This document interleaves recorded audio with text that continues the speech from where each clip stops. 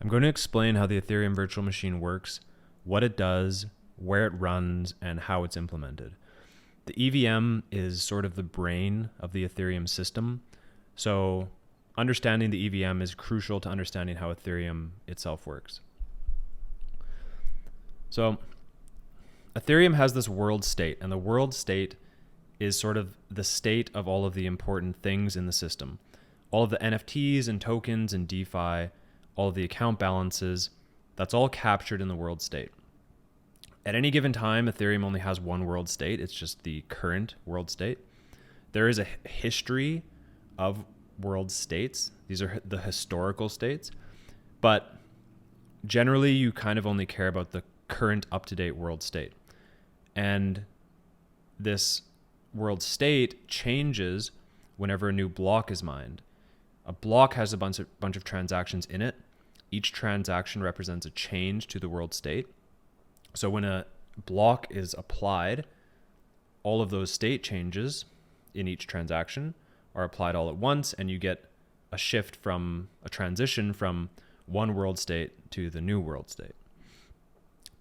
And this ability for the system to have this state of all of these accounts and all that stuff and transition to a new state as a result of transactions, that is actually the purpose of the entire system. You know, the blockchain, proof of stake, proof of work, all of these things are, in a sense, just there to support this ability for the system to be this state machine where you can have a state and transition to a new state and so on. And the way these state transitions are computed is largely with the EVM.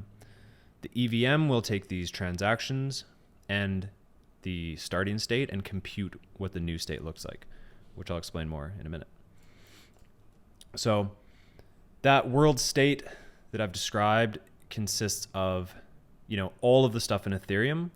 So it's like all the DeFi, all the DAOs, all that stuff, right? But in a sense, it's simple because the world state just consists of accounts.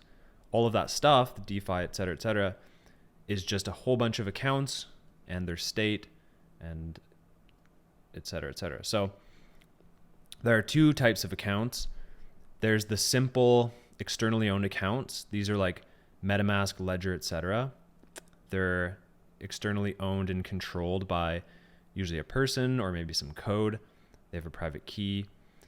And, they have an address. The address points to some state, some data for that account. But in the case of these externally owned accounts, it's very simple. It's just a nonce and a balance. They're just two numbers, right? There's no extra storage. There's no tokens or anything like that in that account. Where all that stuff is implemented is in contracts. So these contract accounts, they have an address that points to some storage as well. They have a nonce and a balance as well. And then they have the storage and code. So these accounts actually have storage, their own storage. And they have some code, and the code is immutable. The storage can change. And so the way this looks, right, the entire state consists of these two kinds of objects, right? Now, if you actually look at the way the Ethereum clients implement this and keep track of all of this data and sort it and, allow for relatively quick accessing of this data, is they keep it in this Merkle-Patricia tree. And this is a data structure. It's this huge tree with all of the accounts in it. So it has all of the regular externally owned accounts and all of the contract accounts. And the regular externally owned accounts, these accounts are, you can imagine they're the leaves here. They're the bottom set of those little triangles, if you can see that. And the externally owned accounts, they just have a little bit of data. They just have a nonce and a balance. There's not a whole lot to keep track of. But the contract accounts, they have nonce, balance, code hash, and storage root. And their storage is implemented using the same data structure, another Merkle-Patricia tree. So if you could imagine the entire Ethereum state, what it would look like is a huge tree thing with like 1 million accounts as the leaves at the bottom. And then maybe like half of these accounts, however many contracts there are versus regular Ethereum accounts, maybe let's say it's half of those accounts are going to have their own little trees, right? Keeping track of their storage, that contract storage. So what you would have if you could visualize the entire Ethereum state would be this huge tree with all these leaves and then like 500,000 more little trees underneath it. And that's the Ethereum state. And what the EVM does is it's, as a result of processing transactions, it's making little changes to this giant data structure. And the state root, so this entire data structure has this root, and the root, if you change any single thing in any of the accounts in that entire data structure, then that change will result in the state root being different, right? Because all of the storage and all of the accounts, all that stuff gets hashed together and it trickles up to the root.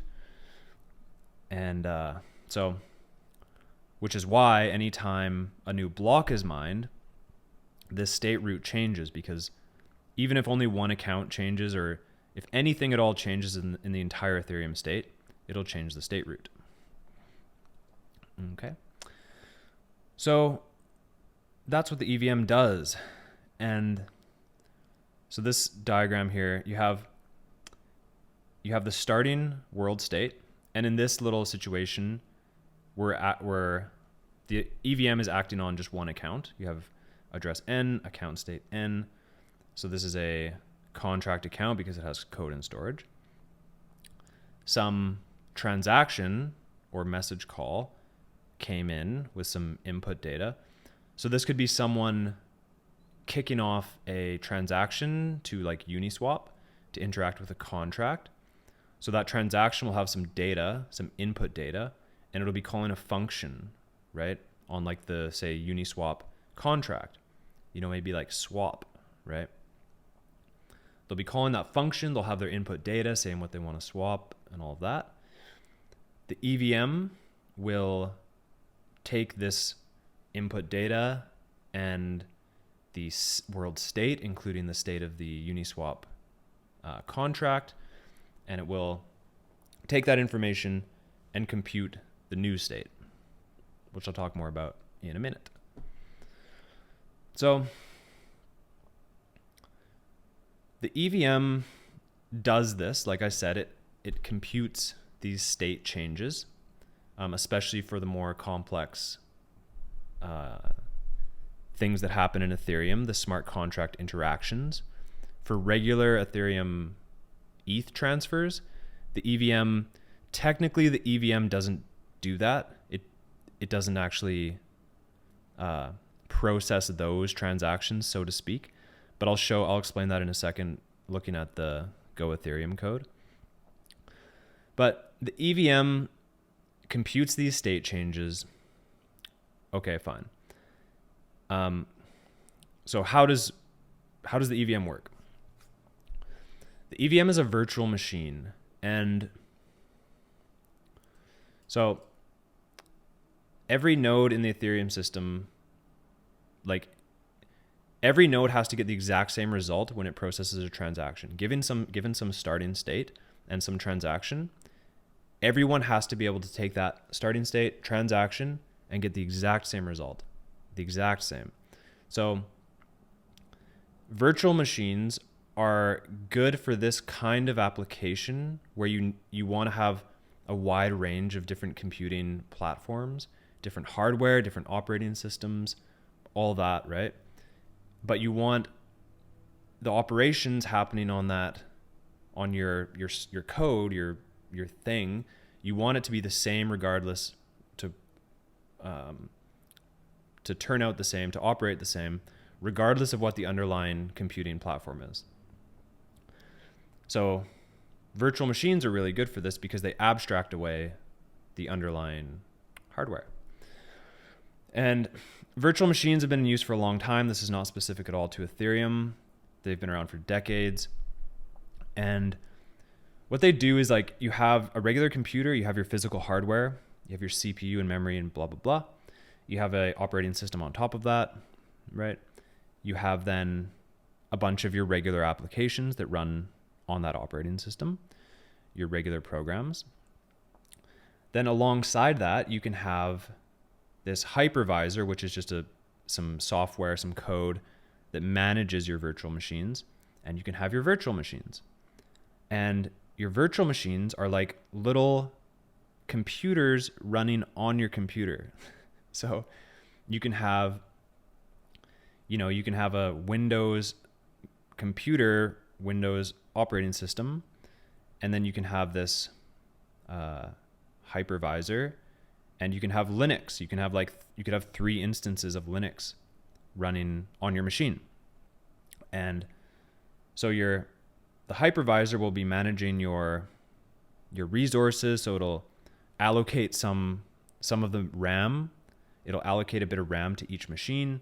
It'll allocate maybe a bit of storage, and the machine will run, the little virtual machine will run just as if it was running on a full computer,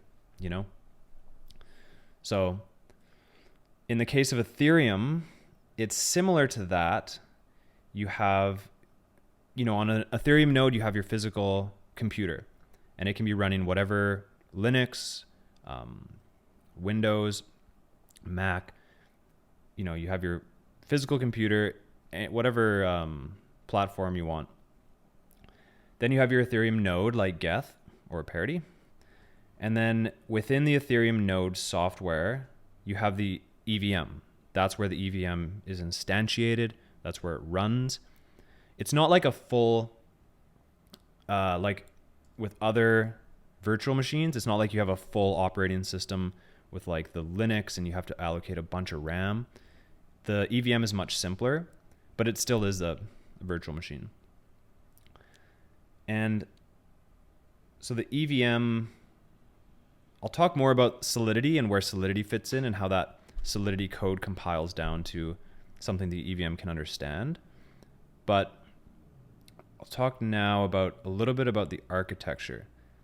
So, at kind of a high level. So we have this virtual machine, which it's a virtual machine so that you can get the same result every time you compute, every time you process a transaction given the same starting state. And the purpose of the EVM is to compute those state transitions. And this is the architecture of the EVM. So this is not the exact implementation of the EVM isn't too important. I'll talk briefly about it, but the fact that it has a stack here and the memory here and whatever, it's kind of just an implementation detail. It could have been designed to be different, perhaps. It doesn't matter too much. What matters, though, is that all of the implementations of the EVM on whatever client it is, whether it's Geth or Parity or whatever, they have to implement this virtual machine the same, or kind of the core architecture of the virtual machine has to match a certain spec such that you get the same result when you process a transaction. Some lower level or behind the scenes aspects of the implementation can vary, but much of it has to be matching a spec so you get that same result. So the way the EVM is architected is you have this virtual ROM here. It's like a read-only memory. And this is just when the EVM is working on some transaction, processing some transaction, it will pull the code for the contract that's being interacted with. It pulls that into this virtual ROM. It's just grabs that code and just pulls it into memory, right? But it doesn't change it. It's immutable. Then in the machine state, like this is the volatile part of the EVM. This is the stuff that will change as the EVM runs. And will also, once the EVM is done processing this transaction, it'll wipe all this machine state. So that's purely ephemeral. It lasts for a bit and then it's wiped every time. And it has a program counter. I'll explain more of that in a minute. It keeps track of the gas, how much gas has been used, so you can, if the caller didn't provide high enough gas limit, it will execute, and then stop. It has this stack and memory. These just help it to compute those state changes. You don't need some memory to work with. And it has this access to account storage. So if you make a transaction to some contract, it's going to pull up that contract code and it's going to pull up the storage for that contract. Because if you're interacting with the contract, you may be making changes to the storage for that contract, right? So it pulls that up as well. And that contract storage is part of the world state, right? So that is persistent. That will, if you make a change there as a result of your transaction, then that change will persist. It will become, assuming the transaction completes, it will become part of the canonical world state. So that is not ephemeral. And so, the stack has this certain width, 256 bits wide, 1024, deep. You have the memory, it's byte addressable, linear memory. You have account storage. This is the storage in the actual contracts. And this is key value mapping, 256-bit to 256-bit. Okay. There's no registers. So if you're familiar with CPUs and like assembly and all of that, like in a regular computer, the CPU will have, rather than being a stack machine, the EVM is kind of a CPU. It's kind of acting like a CPU of sorts, actually quite a bit like a CPU. But it has this architecture of having a stack. So it's a stack machine as opposed to a register-based CPU architecture. So as far as I know, most CPUs, like Intel CPUs, they have registers. So rather than having this stack where you just you put an item there, you put another item, you pull it off, they'll have registers so they can temporarily store data in register R0, R1, R2. And the EVM is a stack machine, so it's not like that. So when the EVM is processing a transaction, so here this diagram is showing, okay, here's a transaction that came in. The transaction is to a certain address, which happens to be the address for this contract here. It has some data included. It has a gas price, gas limit. So when this transaction comes in, the EVM will pull up the contract that it's calling, right? The contract has its address there. It has some code. I'll talk more about that in a second, but it has this code associated with it and its storage, etc. The EVM will, use its program counter to step through this code so it can interpret and understand what the code, what this contract code does. And it'll take this data that came in with the transaction and, use that to know how to run this code. So if you've called a specific function on some contract with some inputs, that'll all be in your data. The EVM will read this, grab the contract, like I said, start stepping through the code, and it will do whatever you've told it to do. It'll take that function that you're calling with the inputs, execute that, use its stack and its memory to keep track of things and do math and blah, blah, blah. And at the end of that, it may have changed the storage here. Or it may call another contract, which I'll talk about in a minute. But that's what it does. So this is a sort of interesting point. You know, the EVM is in a sense single threaded, or you could think of the world computer, the Ethereum world computer it is single threaded if you think of it kind of analogously to a CPU within a regular computer. You know, all of the transactions that happen in the entire system are processed in serial, like in order. You know, and the entire Ethereum system, that entire set of all those nodes, right? Say there's like 100,000 nodes. You know, one of those miners wins the block. And so first they compute the state changes for that block, right? And then they win the block. They, you know, the nonce is sufficient, that the hash is low enough, that it beats the difficulty, and they broadcast it out. And now all of the other nodes in the network execute those transactions, compute the new state. They compute that transition. And then they all are synced up to the latest block. And if you imagine this entire like huge set of all these nodes, they really are executing like almost in lockstep all these transactions just in order.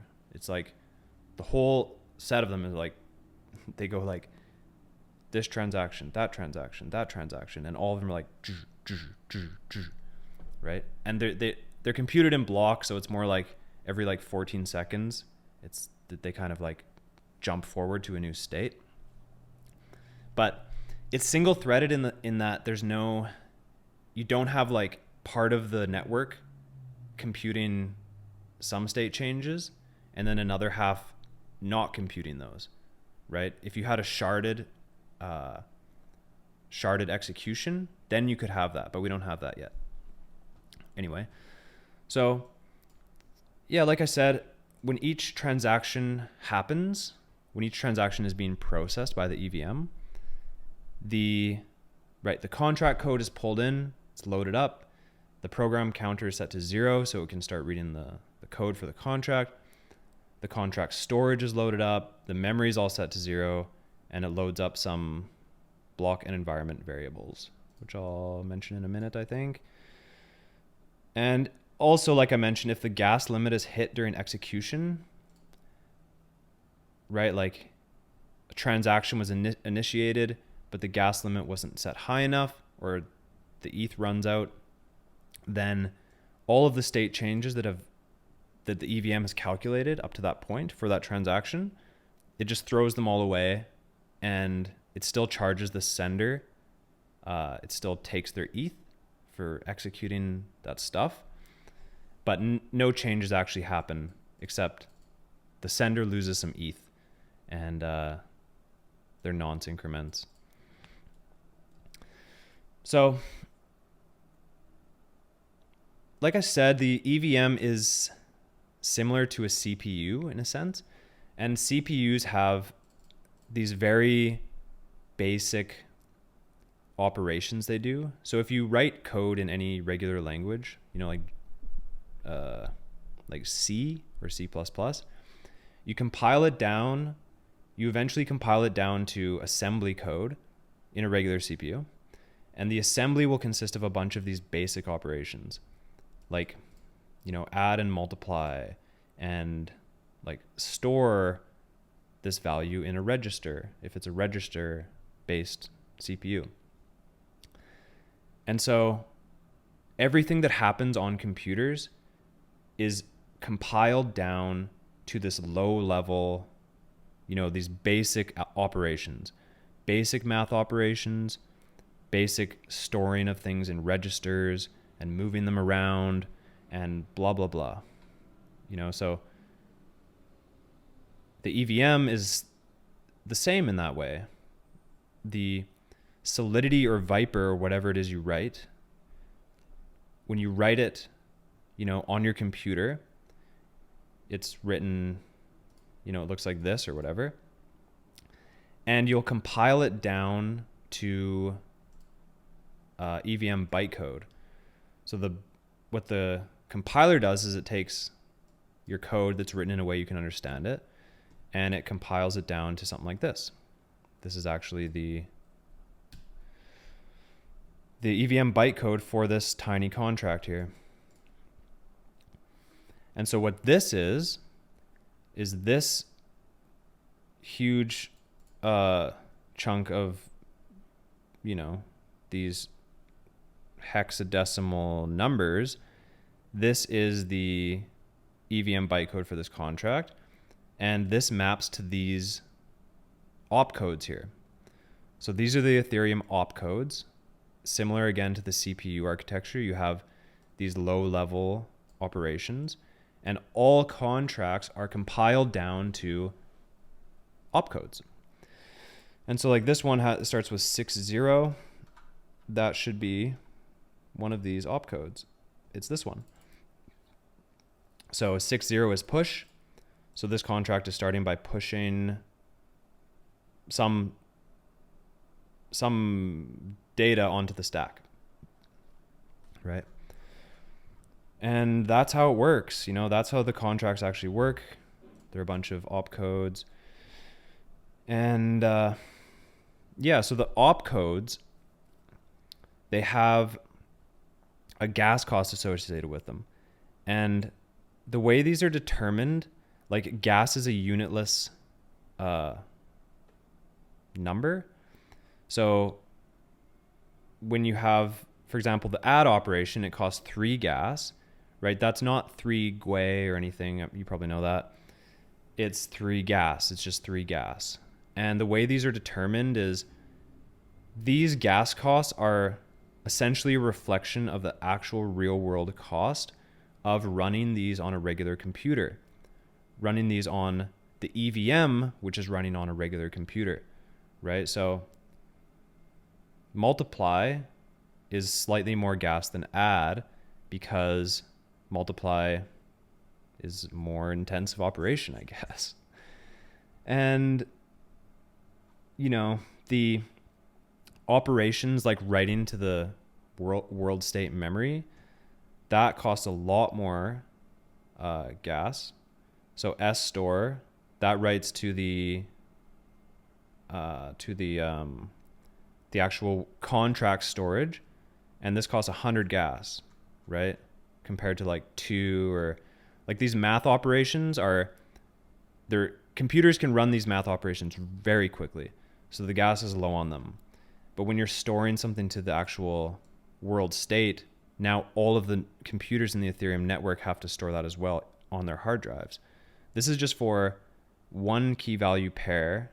So that's 512 bits of total storage, which is super small, but still it's 100 gas, because it's being stored forever. And create a new account. That's 32,000 gas because you're creating a bunch of new data that everyone has to keep track of. And so, like I mentioned, the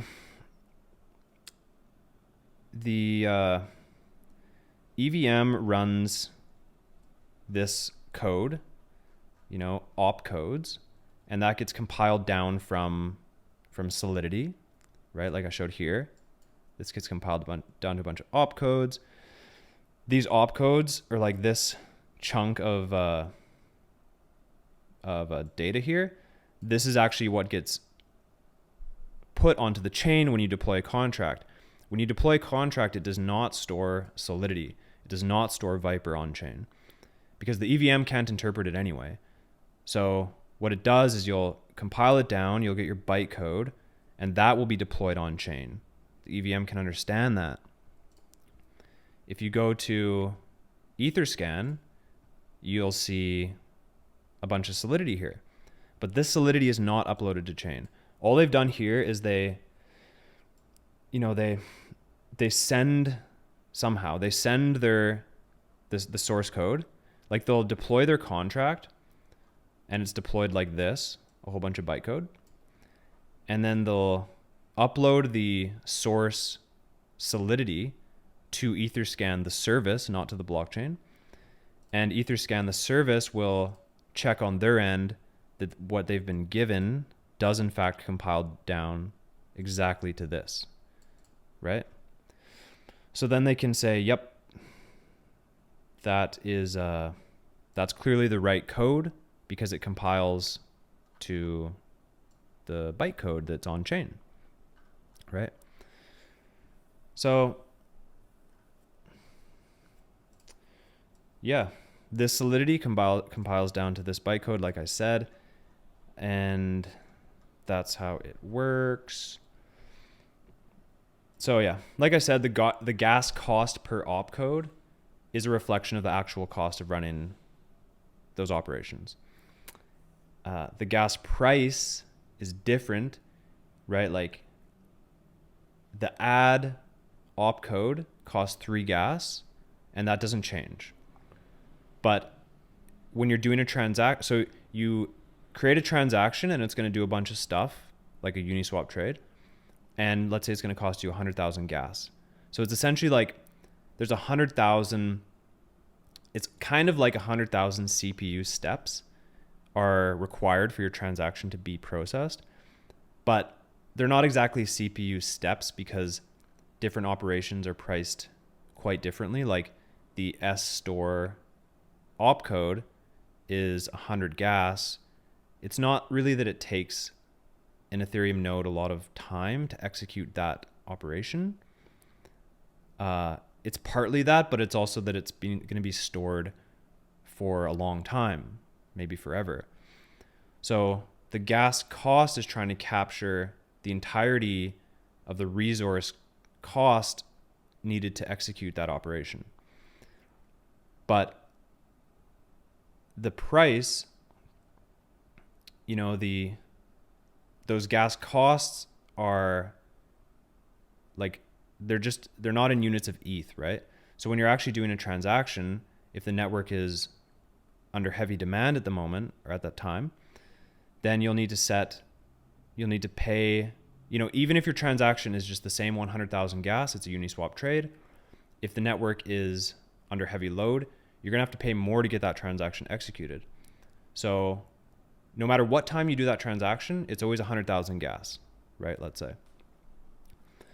But at different times, you'll have to pay a different amount of ETH per gas, right? So you might pay 20 GWE per gas, and then your entire transaction will be, you know, like 2 million GWE total.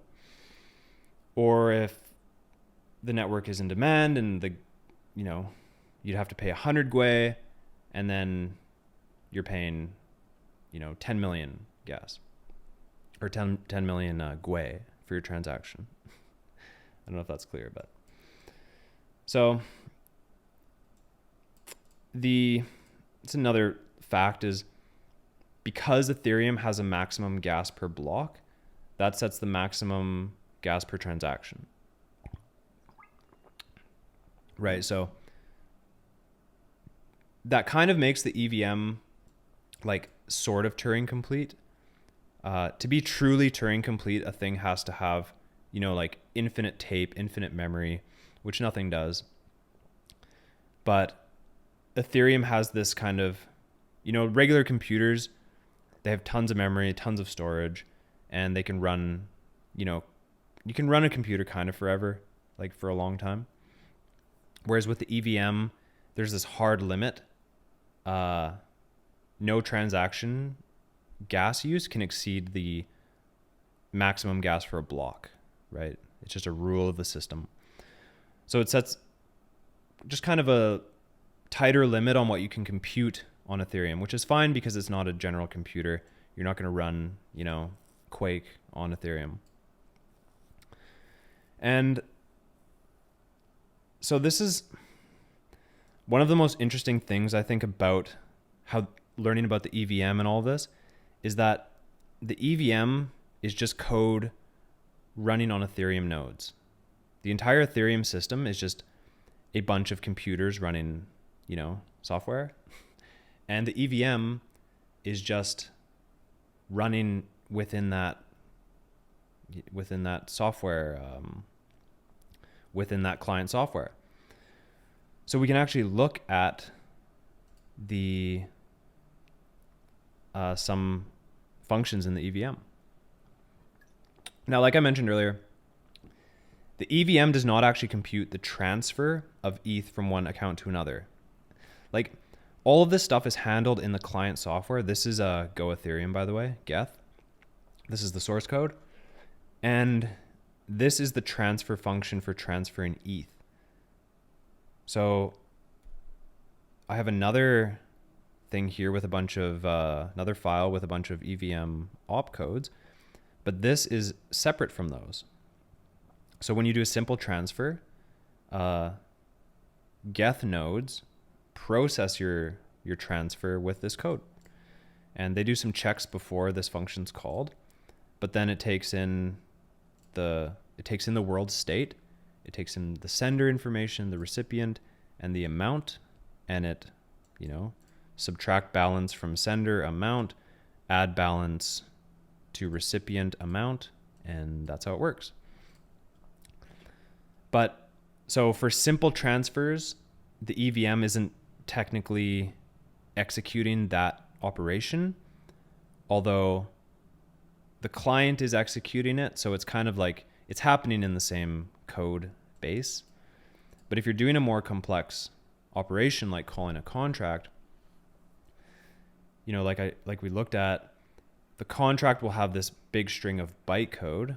It'll have these a huge series of opcodes that it executes. And here they are. I found this really, really kind of mind-blowing that this Go code is going to run on an Ethereum node. Could be any, Linux, whatever. And when it's processing a transaction that interacts with some contract, it'll invoke the EVM, but the EVM is it's implemented here in Go in a few different files, I think, but this Geth client, this Go code will spin up an EVM, it'll load up a stack, it'll load up all this stuff, and that code that's implementing the stack and implementing all these things is just Go. It's just regular code.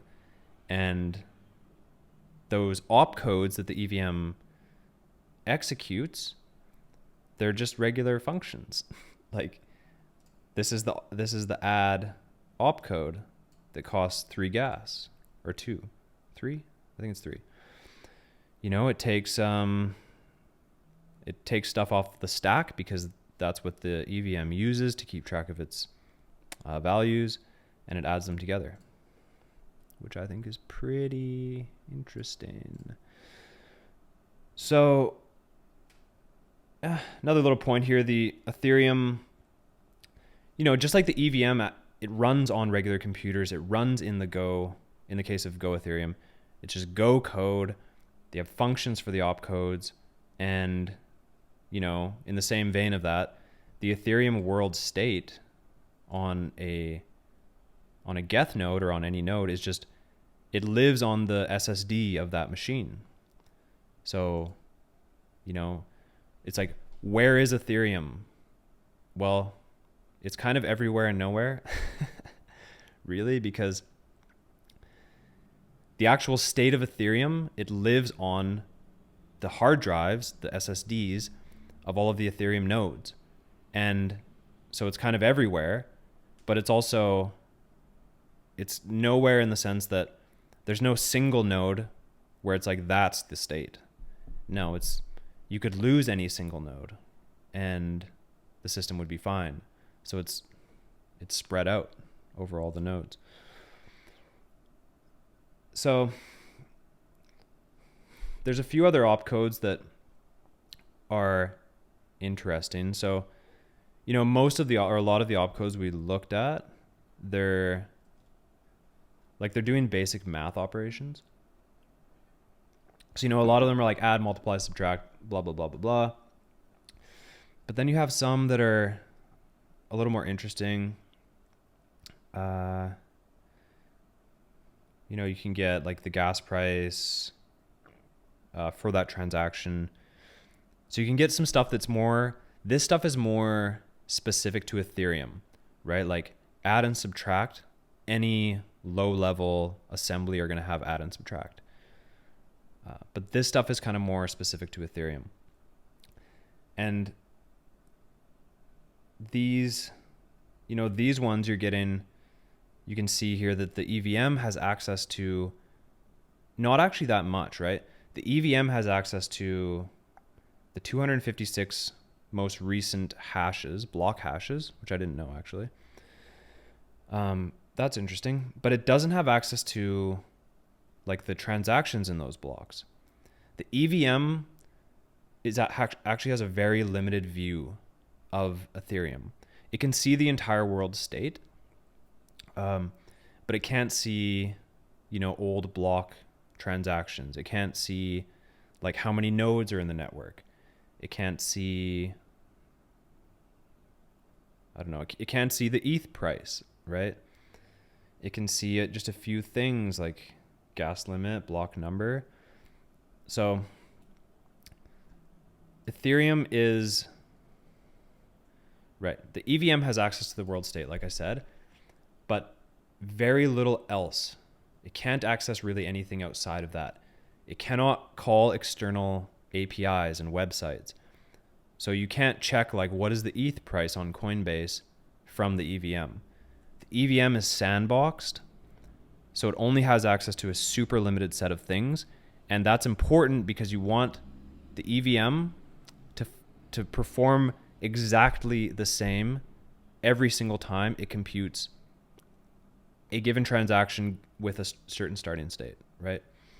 So if you allowed the EVM to call an external API, you know, like check the price of ETH, then your contract could say, oh, if ETH price is less than $10,000, do this. If it's above, do that. And then if two different nodes are executing that transaction at slightly different times, right when the ETH price crosses 10K, they're going to get different answers. And then they'll have a different world state as a result of that transaction. And then you have a fork. You don't have consensus anymore. So, okay, last thing that's good to know is smart contracts can call other smart contracts. So if you do a transaction to some contract, you call some function, that contract may call another contract. So the contract could actually call like a Chainlink Oracle contract. So Chainlink Oracle contracts, they can have an actual price feed. They can have the ETH price in a contract. And the way that works, bit of a tangent, but the way that works is these Chainlink nodes that are completely outside of Ethereum will do transactions to a certain contract, which is like the ETH price feed contract. They'll send in their update for the price. The ETH price is now, you know, $2,500. ETH price is now $2,501. And so that contract will have in its memory, in its storage, the ETH price for any given, the current ETH price, maybe a history of ETH prices. Then other contracts, while they can't call to the outside world and check on Coinbase.com what the ETH price is, they can check this contract, because at a given state snapshot, whatever that price feed contract has for its ETH price, they're all going to see that same price, right? So there's no ambiguity. So when you've called this initial contract, it can call down to this ETH price oracle contract. So when that happens, the initial contract call will create an EVM instance with the memory in the stack and all that. It'll run through, start executing, and then come to the point where you call this other contract, right? Then what it'll do is it will create another EVM instance on the machine, on the computer, and new memory, new stack, but it will pass the world state from the initial EVM, because the initial EVM might have altered something in the world state, right? So it'll pass that potentially altered world state down, but it fresh stack, fresh memory, and it will also pass down whatever input, like if it's calling some function on this child EVM, child contract, it'll pass that down. And this like sub EVM can, I mean, it can call another contract and that can keep going, but that will only continue as long as there's enough gas from the original caller to pay for all of that computation.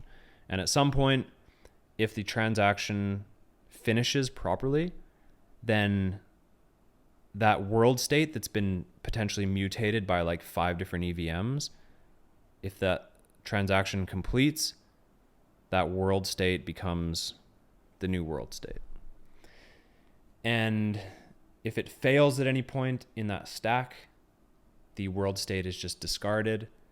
The initial transaction initiator loses the ETH they spent, and all of the EVMs evaporate.